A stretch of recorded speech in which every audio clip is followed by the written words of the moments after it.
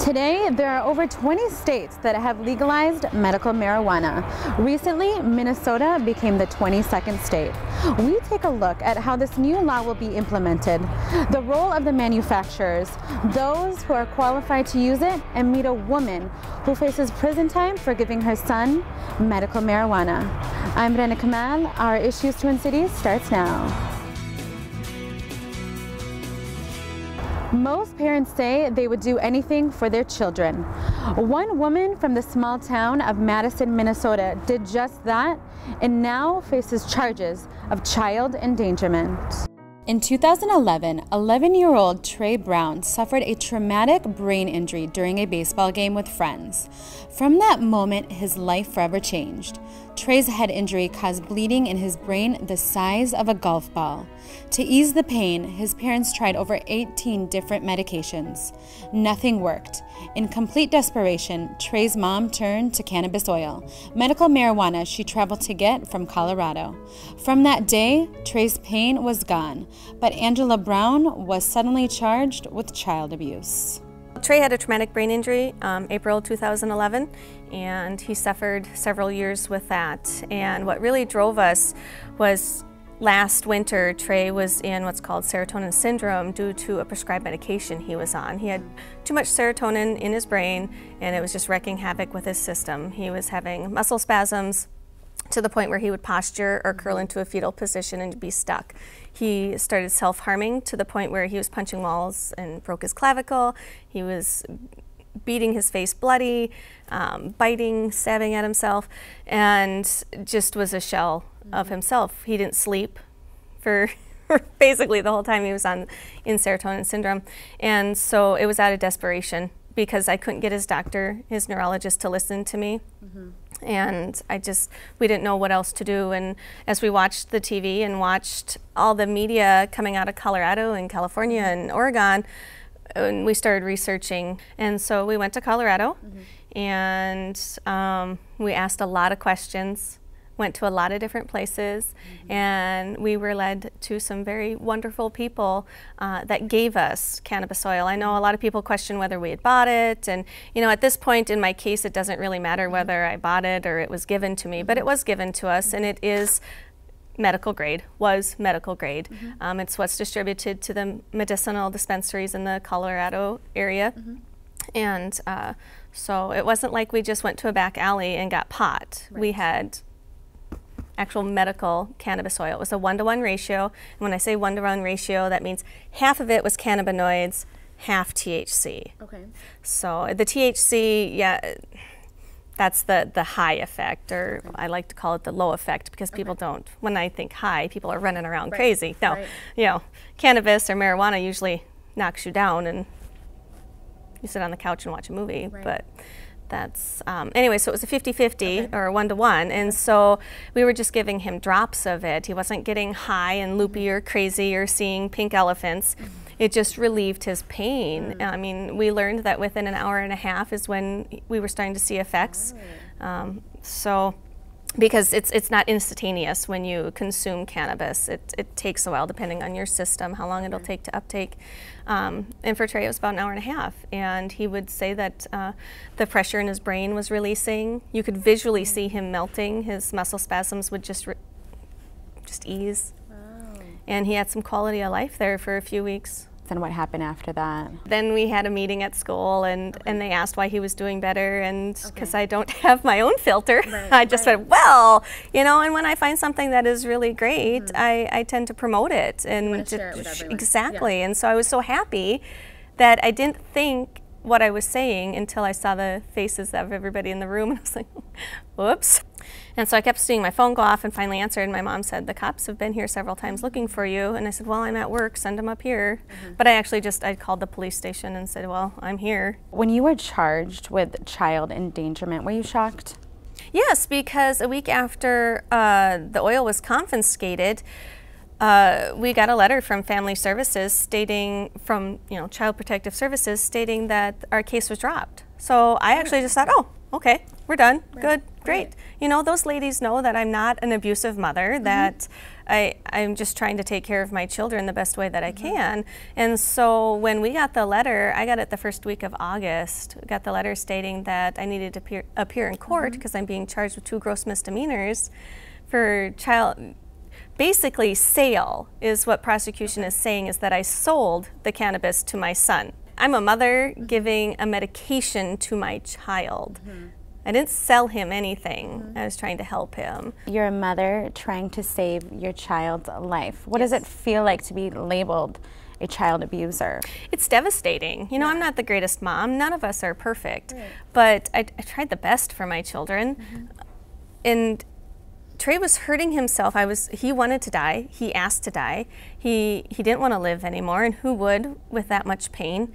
And I know I've gotten a lot of flack over the last many months, or, well, she didn't try to save her son. Well, if we hadn't treated him then, during the worst part of that serotonin syndrome, I'm afraid he would have taken his life. Most mothers in your shoes, don't you think, would have done the same thing? Done anything for their child? I would hope that most mothers would go above and beyond to take care of their children.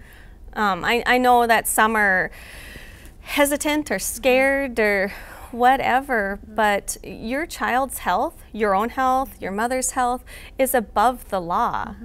When you're looking at it in a natural substance, you know, I don't view cannabis any different than I view, say, chamomile or B-complex vitamins. It's natural. You know, granted, I wouldn't say to any parent, oh, you know, your child is above the law, give them heroin. You need to have some common sense there. So, you know, and certainly I wouldn't suggest you go to a back alley either and buy whatever off of someone and try to dose your child. No, you need to do the research, and you need to go through the right channels and the right steps to ensure that what you're giving your child is safe. And that's what you did. That's what I did. Trey's tired of being in pain and tired of his mind telling his body what to do. More with Angela when we return on Our Issues Twin Cities.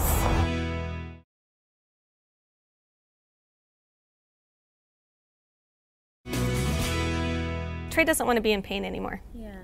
Trey's tired of being in pain and tired of his mind telling his body what to do without him really knowing what's going on. You know, there's been so many times I catch him hitting his head on the wall and he'll be crying, I didn't know I was doing it. I couldn't stop. What has been the biggest challenge throughout your whole journey thus far? Trey. Watching Trey go through, well, not just Trey, my whole family. This has affected everybody.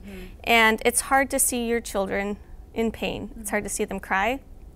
It's hard to see them wonder. We finally just got my youngest to realize that mom's not really going to go to jail, that my lawyer won't allow that. But that's devastating for a 10-year-old to, you know, and he's a mama's boy. He's worried about his mom being taken away, and it's hard to watch Trey beat himself. We have one good door left in our house because we happened to find it in the attic. We have an old house, and so he has destroyed all the doors from tearing them apart in his rages because we don't know how to care for him while in this state. We don't know what to give him anymore because his neurologist from Colorado said absolutely no more mood-altering medications because he reacts too bad to them. Oh, so what keeps you going throughout all of this? Oh, my kids. Yeah. I mean, I can't just, I would love to crawl into my own little fetal position and stay in my closet for the rest of my life, but I can't do that. And this is helping other people. So, and I know that. I mean, even if it affects 2 people, isn't it worth it? I mean, if another mother steps up and says, I'm not sitting back anymore, you know, I'm going to help my child regardless. You've helped another person. Yeah. There are some that are opposed to what you've done. Yes. So what do you say to those who are opposed to what you've done for your son?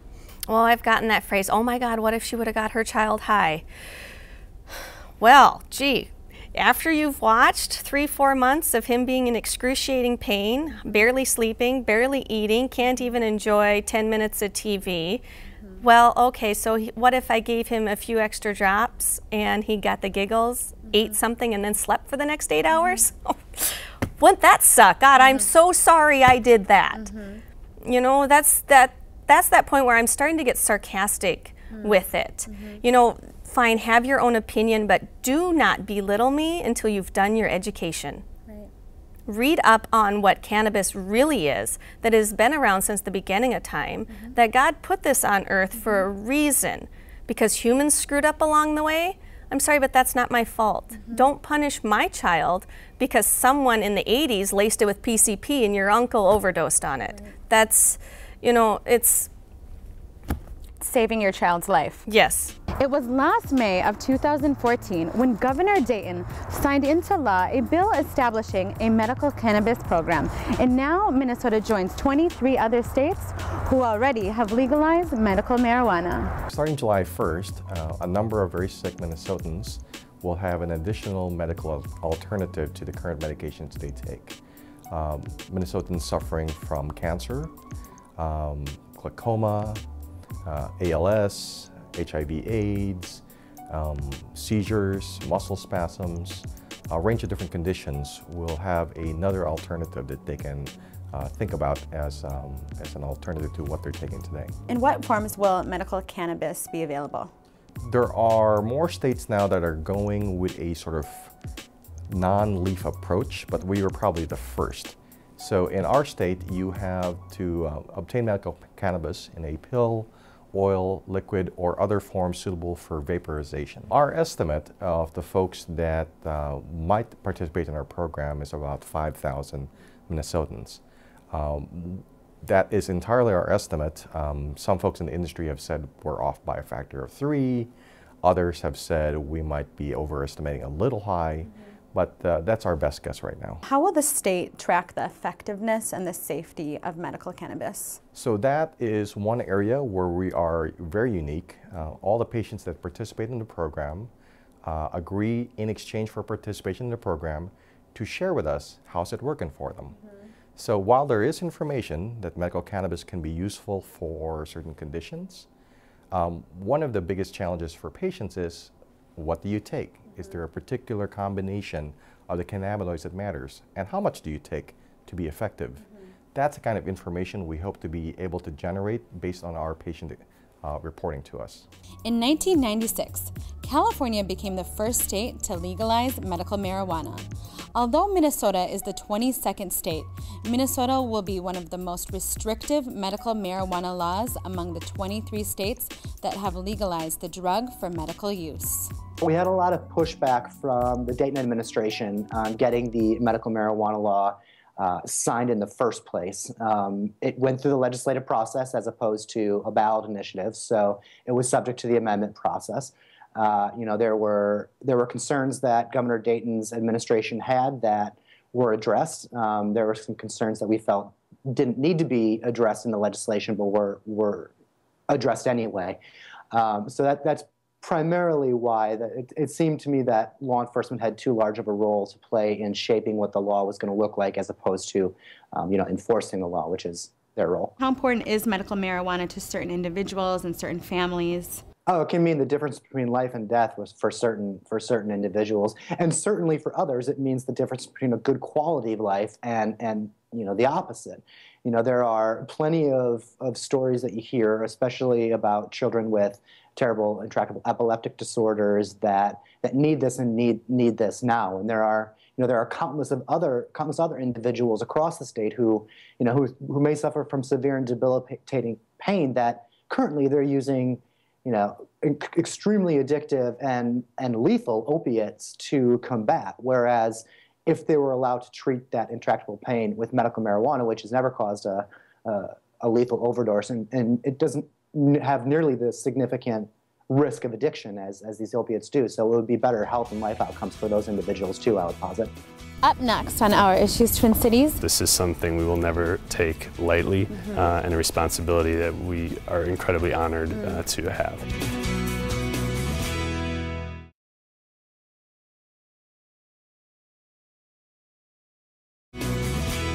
Last December, December, the Minnesota Department of Health chose 2 manufacturers to grow, process, and distribute medical cannabis products.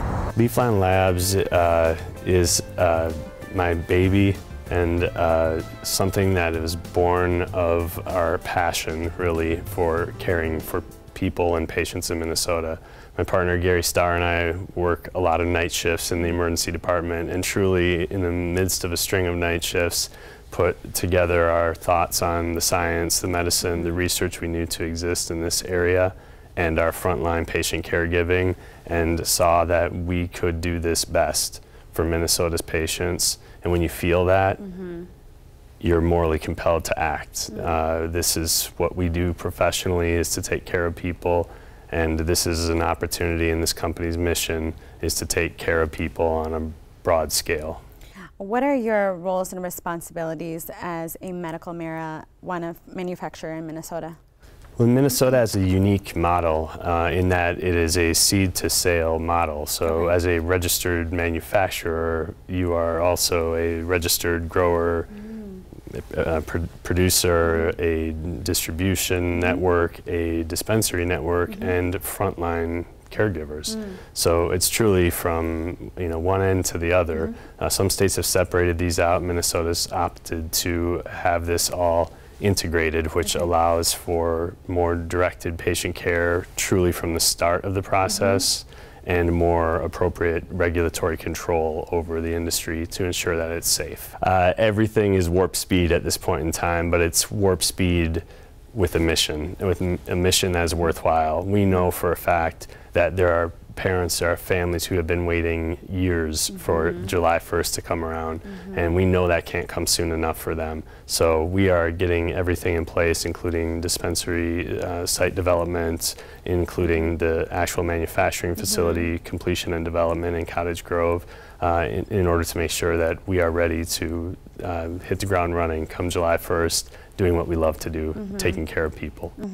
How important is medical marijuana for certain families and individuals? Well, medical cannabis on one end of the spectrum, if we look at children with epilepsy, these children often have been on 50 different medical therapies, sometimes even procedural surgeries, these kinds of things with implantable devices, etc.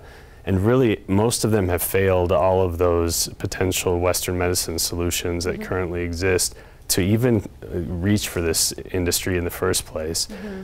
So really, we need to cater to them and to take care of them first and foremost, because they are out of options, and we are entrusted as at least a hope, a last hope, for that patient population, and that's something we take very seriously. The way that Minnesota's law is set up is that patients will see their primary care provider in order to be diagnosed initially with a condition that qualifies for registration into this program.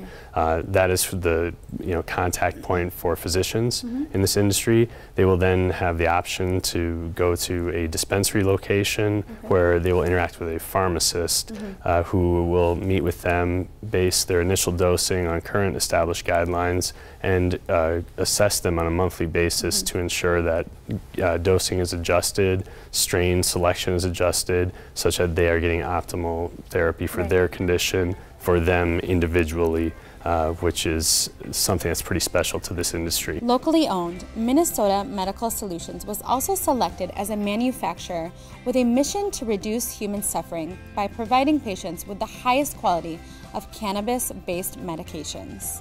Yeah, so Minnesota Medical Solutions there's basically 3 big parts to this. It was really important to us that we didn't have any venture capital or big money involvement, and so we have a robust investor base of a bunch of real Minnesotans. So these are farmers that stretch across the whole state. We have a lot of southeastern Minnesotans and farmers, lawyers, teachers, you name it, that are investors. So that investor base is really important to us, and it really allows us to do things the right way and focus on patients. The second second component is we have a core of medical professionals and scientists from Minnesota that really give us the scientific background of what we're doing, the backbone. And it's a substantial difference from what we've seen in a lot of the industry nationally. We really wanted to have that medical and science focus. We wanted to bring cannabis into medicine versus trying to force medicine into the cannabis industry. We're really doing it the other way around. And then lastly, we do have to work with, obviously, with national experts, and so we have multiple experts involved and engaged in each aspect of making this medicine for patients. How will you guys work with your patients to educate them on the use of medical marijuana? Right. So we have a few different ideas there, and I see there's kind of two major components to that. There's right now we have to educate physicians, we have to educate the populace, we have to educate patients, but then there's also a very patient-specific education that's going to happen in our dispensaries. And so we have right now our medical team is building a robust plan for patients with various disorders. You know, what is the good starting point for medication for them? What does the science say is a good place to start? And we're developing ideas for how to change their regimen if it doesn't work initially. So you know, we have been developing materials, written materials, and just systems and ways to train our employees to better educate patients. Well, what are you guys most looking forward to come July? I'm looking forward to these patients who've been waiting for years to get these medicines. And we have a patient impaired advisory board. They're going to be in the front of our line because they've been helping us through this process. But I want to see children have you know, dramatic changes in the amount of seizures that they're having. I want to see people at the end of life getting relief. That is a unifier across our entire team. One of the things that we did early in this process, we had we called it a win, lose, or draw party out at the facility. We put together a cannabis plant that had fake, just cardboard, or not cardboard, construction paper leaves. And every team member wrote names of family members or friends who would have or currently qualify for medical cannabis. I think we had 200 and some odd names in there. So our team is very personally invested. We have a lot of family and friends that are going to be directly affected by this. Do you think that this will be effective for Minnesotans? Absolutely, I do. I need to be clear that I'm not a traditional flag waver with cannabis. I don't think that it can live up to the hype that the industry would have you believe. You know, that being said, I think that there is very large promise with many of these disorders, and many people are going to get relief from medical cannabis. If you would like more information on medical marijuana in Minnesota, please visit the Minnesota Department of Health.